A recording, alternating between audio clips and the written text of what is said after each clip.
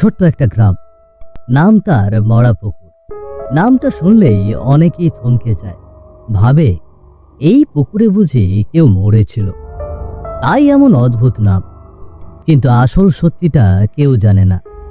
শুকিয়ে যাওয়া পুকুরের ধারে গ্রামের এক কোণে আছে একটা পুরনো খড়ের গাদা। সেই গাদাটিকে ঘিরেই আজও ঘুরে বেড়ায় নানান রহস্যময় গল্প। গ্রামটা ছোট হলেও একসময় এখানে ছিল অনেক জৌলুস। দূর দূরান্তের বণিকেরা আসত একরাম বাজার পেরিয়ে মরাপুকুর গ্রামে। বেচা কেনা, রাত্রি যাপন আর পুকুর পাড়ের হাট, সব মিলিয়ে তখন গ্রামটা ছিল সরগরম। কিন্তু কয়েক বছর আগে গ্রামে এক বণিকের ভয়াবহ মৃত্যুর পর থেকে সবকিছুই পাল্টে যায়। তারপর আর কোনো বণিকের আসার খবর মেলেনি।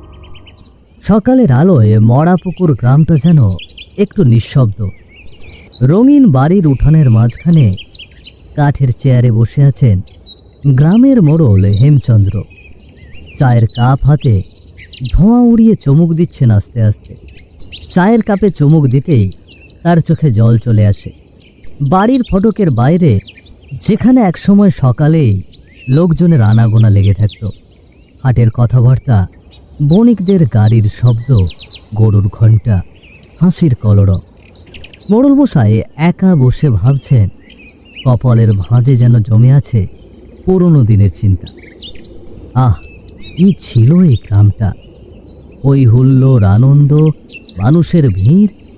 আর এখন সব যেন থেমে গিয়েছে কোথাও। দিন আছে, রোদ আছে, মানুষ আছে, কিন্তু প্রাণটাই যেন হারিয়ে গিয়েছে এই মরাপুকুর গ্রাম থেকে। তাঁর চোখে যেন এক অদৃশ্য চিন্তার ছায়া। ঠিক তখনই দূর থেকে দ্রুত হাঁটতে হাঁটতে আসে গ্রামের বৃদ্ধ গৌরাঙ্গ। মুখে ক্লান্তির রেখা, চোখে চিন্তা আর ভয়ের ছায়া। মহারাজ মশাই, খবরটা শুনেছেন? কি খবর কাকা? এমন হাঁপাচ্ছেন কেন? কি হয়েছে বলুন। আজ ভোরে আবার একজন মারা গেল মোড়ল মশাই। সেই একই জায়গায়, মরা পুকুরের খড়ের গাদার পাশে। আবার কে মারলো এবার? আমার ভাইপো জগলু মোড়ল মশাই। গত রাতে নাকি কোনো দরকারে বাইরে গিয়েছিল, আর ফিরে আসেনি। ভোরে দেখা যায় ছেলেটার দেহ পড়ে আছে ওই খড়ের গাদার পাশে। একটার পর একটা মৃত্যু। কিছু তো গন্ডগোল আছে কাকা। এটা মানুষ করছে না অন্য কিছু, কে জানে। তাই তো বলছি মোড়ল মশাই, এর কিছু সুরাহা করুন। গ্রামে কেউ রাতে বেরোতে সাহস পায় না। খড়ের গাদার ভেতরে কি আছে কেউ জানে না, কিন্তু যেই কাছে যায় সকালে তার দেহ পাওয়া যায় ওখানেই। সেই খড়ের গাদাটাও কেউ সরাতে সাহস পায় না। কিছুক্ষণ চুপ করে বসে থাকেন হেমচন্দ্র। চায়ের ধোঁয়া মিলিয়ে গিয়েছে, কিন্তু তার চোখে এখনো লেগে আছে ধোঁয়াটে ভাব। গৌরাঙ্গের কথা যেন বুকের ভেতর ফিরিয়ে এনেছে জমা আতঙ্ক। গৌরাঙ্গ কাকা, আমরা তো কম চেষ্টা করিনি। পুলিশ এলো, তদন্ত করলো, কিন্তু কি লাভ হলো? একটা হদিশও তো মেলেনি। ঠিক বলেছেন মোড়ল মশাই। পুলিশরা তো বলেছিল বন্য প্রাণীর কাজ হতে পারে, কিন্তু আপনি বলুন, বন্য জন্তু গ্রামের মধ্যে আসবে কোত্থেকে? আর তাছাড়া প্রত্যেকটা দেহের মুখে সেই একই চাহনি, যেন কিছু ভয়ঙ্কর দেখেছিল। তাহলে কি ওখানে ওখানে অন্য কিছু আছে? গ্রামের বুড়োরা তো বলতো ওই খড়ের গাদাটা নাকি একসময় বণিকদের চালের গোদাম ছিল। গৌরাঙ্গ চুপ করে থাকে। মোড়ল মশাই আস্তে আস্তে উঠোন পেরিয়ে ভেতরে চলে যান। ভোলা, এইভাবে চলতে থাকলে তো সন্ধ্যার পর আর বাহিরে বের হওয়া যাবে না বল। ওদিন পর পর একটা লাশ পড়ে থাকে খড়ের গাদার পাশে। আজকে জগলু, কাল যে কি হবে কে জানে। তাই তো বলছি ভাই, রাত হলে বউ বাচ্চা নিয়ে দরজা আটকে বসে থাকতে হবে। বাতাসে এমন একটা গন্ধ থাকে যেন কেউ আগুনে কিছু পুড়িয়ে দিয়েছে। আমার মা তো বলছে ওই কাদায় নাকি আগুনে মারা পোড়া বণিকদের আত্মা ঘোরে। এসব ছাইপাসের কথা বাদ দে তো। আমার মনে হয় কেউ ইচ্ছে করেই এই খুনগুলো করছে। গ্রামের মানুষকে ভয় দেখিয়ে কিছু লুকাতে চাইছে। তা ঠিকই বলেছিস, কিন্তু পুলিশও তো কিছু বের করতে পারলো না।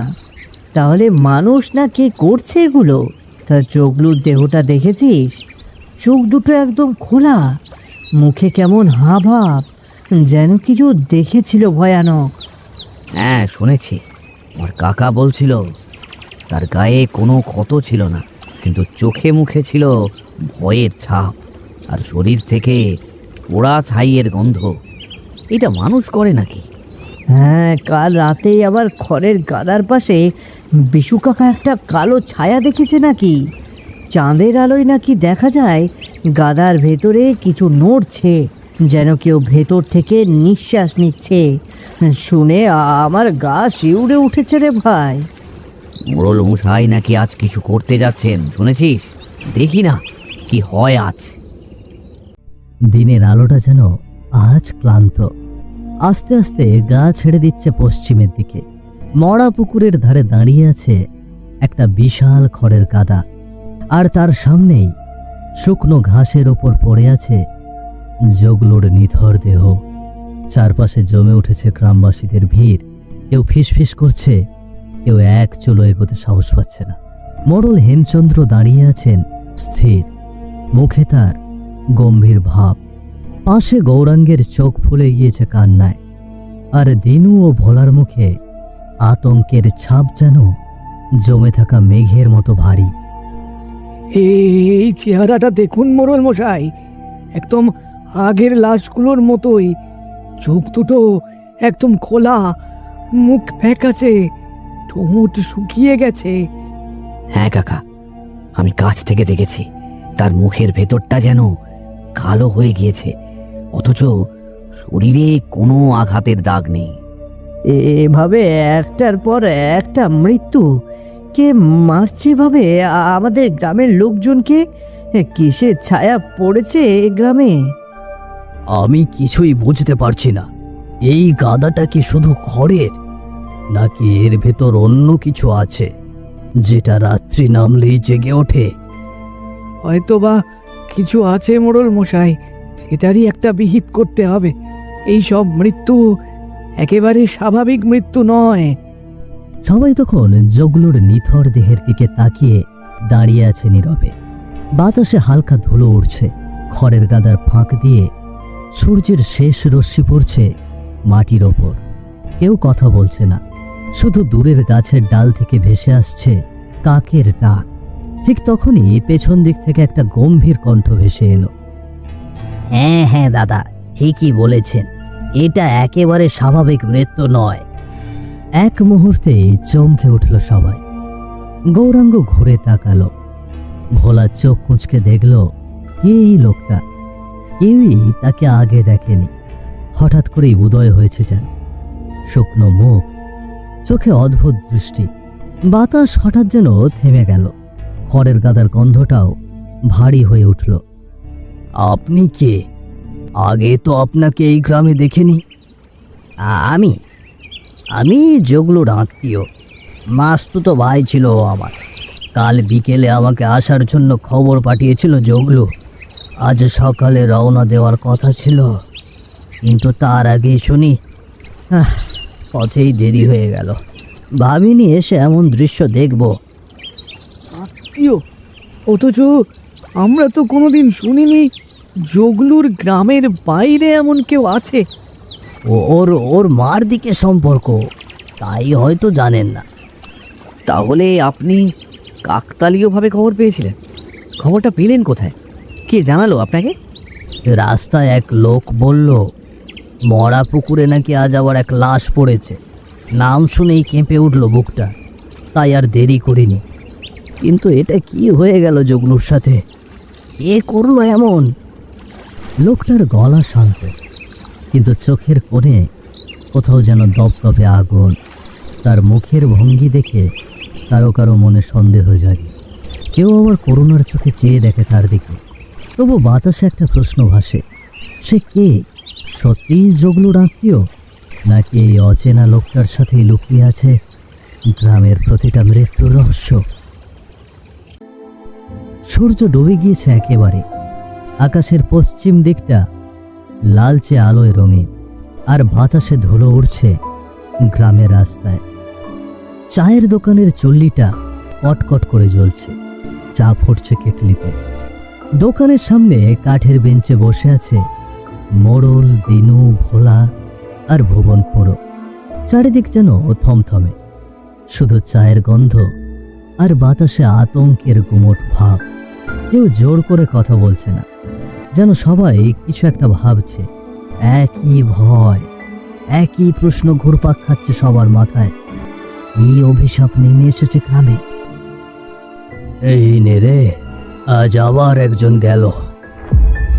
হ্যাঁ, শুনেছি এটাও নাকি একই রকম মৃত্যু, কিন্তু এভাবে একটার পর একটা কিভাবে মরছে মোড়ল মশাই? কি শুরু হয়েছে বলুন তো গ্রামে? এইটা তো আর কাকতালীয় মনে হয় না মোড়ল মশাই। কাজটা তো কেউ না কেউ করছে। এই কয়েক মাস ধরে 4 জন, আর এবার যে মারা গেল সেও গৌরাঙ্গ কাকার কাকাতো ভাই। তোমরা কি খেয়াল করেছ যে মারা পড়েছে সে গৌরাঙ্গদেরই কেউ না কেউ? আজ যে মরল সে গৌরাঙ্গের কাকাতো ভাই। সেদিন জাগলুটাও মারা গেল, সে ছিল তার ভাইপো। তার আগে বড় 2 দাদা। সব হিসেব মেলালে দেখা যাচ্ছে গৌরাঙ্গের ঘরে কোনো একটা অভিশাপ লেগেছে। তাহলে কি কারো খারাপ নজর পড়েছে গৌরাঙ্গ কাকার ঘরে, নাকি অন্য কিছু? হ্যাঁ হ্যাঁ, সেটা তো ঠিকই। এরকম করে তো আগে আমরা কখনো ভাবিনি। তাই যে মারা পড়েছে সেই গৌরাঙ্গ কাকার কেউ না কেউ হয়। তাহলে কি গৌরাঙ্গ কাকার পরিবারের কারো নজর লেগেছে, নাকি কোনো পুরনো প্রতিশোধ ফিরে এসেছে? জগলুর মৃত্যুর দিনে একটা লোক হঠাৎ করে এসে হাজির। লোকটাকে আমার কাছে কেমন একটা অদ্ভুত মনে হয়েছে, কেমন একটা অদ্ভুত চাহনি, অদ্ভুত অদ্ভুত কথাবার্তা। আমি কোনো কিছুরই মিল খুঁজে পাইনি। আমি এই জীবনে এমন অভিশাপ আগে দেখিনি। হয় কোনো অপদেবতা লেগেছে, নয়তো পুরনো অভিশাপ জেগে উঠেছে। তাহলে খুঁড়ো, তুমি বলতে চাচ্ছ কোনো অপদেবতার দৃষ্টি পড়েছে এই গৌরাঙ্গ কাকার পরিবারে?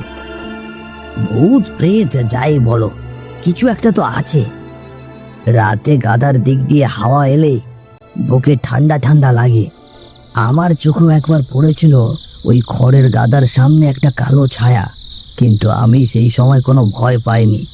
কিন্তু এখন ওই কথাটা আমার মাথায় ঘুরছে। তাহলে কি এই গ্রামের ওপর কি কারো কালো ছায়ার নজর পড়েছে? যে নতুন লোকটা এলো গ্রামে, তার মধ্যেই কোনো রহস্য লুকিয়ে আছে। 4 জনের মুখেই চুপচাপ ভয়। দোকানের লণ্ঠনটা দুলছে ক্রমাগত। দূরে কোথাও একটা কুকুর হঠাৎ ডেকে ওঠে। তারপর নিস্তব্ধতা। রাত তখন একেবারেই নিস্তব্ধ। পুরো মরাপুকুর গ্রাম ঘুমিয়ে আছে। শুধু দূরে বাঁশঝাড় থেকে ভেসে আসছে শিয়ালের হাহাকার, আর থেকে থেকে কুকুরের অদ্ভুত কান্নার আওয়াজ, যেন তারা কারো মৃত্যুর গন্ধ পেয়েছে আগাম। গৌরাঙ্গের ঘরের ভেতর মলিন প্রদীপটা টিম টিম করে জ্বলছে। খাটে গৌরাঙ্গ এক পাশ ফিরে শুয়ে আছে গভীর ঘুমে। হঠাৎ মৃদু টান টান এক কণ্ঠ ভেসে এলো জানালার দিক থেকে। গৌরাঙ্গ দাদা, ও গৌরাঙ্গ দাদা, ঘরের বাইরে এসো, তোমার সঙ্গে কথা আছে। গৌরাঙ্গ হঠাৎ বসে পড়ল খাটে। বুকের ভেতর হৃৎপিণ্ডটা কেমন ছ্যাঁত ছ্যাঁত করে উঠছে তার ঘরে। ঘরের ভেতর শুধু প্রদীপের আলোয় নিজের ছায়াটা লম্বা হয়ে পড়েছে দেওয়ালে। সে একটু দ্বিধা করে দাঁড়ালো। কে কে কে কে বাইরে? এই সময় কে ডাকছে? গৌরাঙ্গের কথায় কোনো সাড়া এলো না। গৌরাঙ্গ আবারও চিৎকার করে উঠলেন। কোনো সাড়া দিচ্ছিস না কেন? কে দাদা বলে ডাকলি? কেনই বা ডাকলি? বাইরে এলেই আমাকে দেখতে পাবে। গৌরাঙ্গ আস্তে আস্তে দরজার দিকে এগিয়ে গেল। দরজার কাঠে হাত রাখতেই হঠাৎ মনে হলো কেউ ঠিক দরজার ওপাশে দাঁড়িয়ে আছে। কিন্তু সে বাইরে গিয়ে দেখে কেউ নেই, শুধু ঘরের কাদার দিক থেকে হালকা শীতল ঠান্ডা বাতাস এসে লাগে গৌরাঙ্গের গায়ে। কই কে কে ডাকলে আমাকে? তুই যদি মানুষ হোস কিছু বল। কে তুই? এদিক ওদিক দেখে বিরক্ত হয়ে ঘরে যেতে প্রস্তুতি নেয় সে। তোর এখানে কেউ তো নেই, তাহলে মনে হয় ভুল শুনেছি। না না, আমি তো স্পষ্ট শুনলাম জানলার দিক থেকে কেউ আমাকে ডাকলো। যাই হোক, কেউ যখন নেই তাহলে ঘরে ফিরে যাই। গৌরাঙ্গ পিছন ঘুরে দাঁড়াবে এমন সময় তার সামনে এসে দাঁড়ায় নিবারণ। কিন্তু সে স্বাভাবিক মানুষের চেহারায় নয়, একেবারে বিকৃত ভয়ানক এক রূপে। চোখ দুটো কয়লার আগুনের মতো জল জল করে জ্বলছে, বড় বড় দাঁত দুটো ঠোঁট চিরে বেরিয়ে এসেছে, আর সারা শরীরে পোড়া দাগ। তার বিকট হাসির শব্দ রাতের নিস্তব্ধতা ভেঙে দেয়।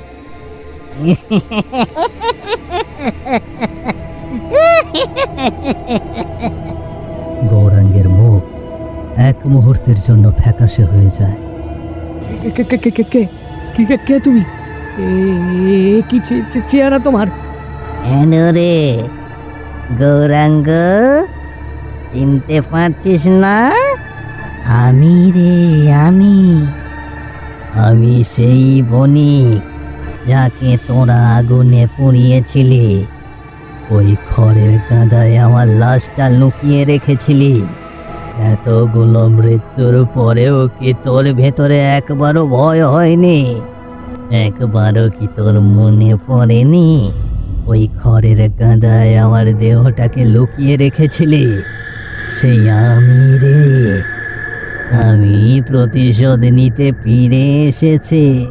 আমার পরিবার আজও জানতে পারেনি আমি বেঁচে আছি নাকি মরে গিয়েছি।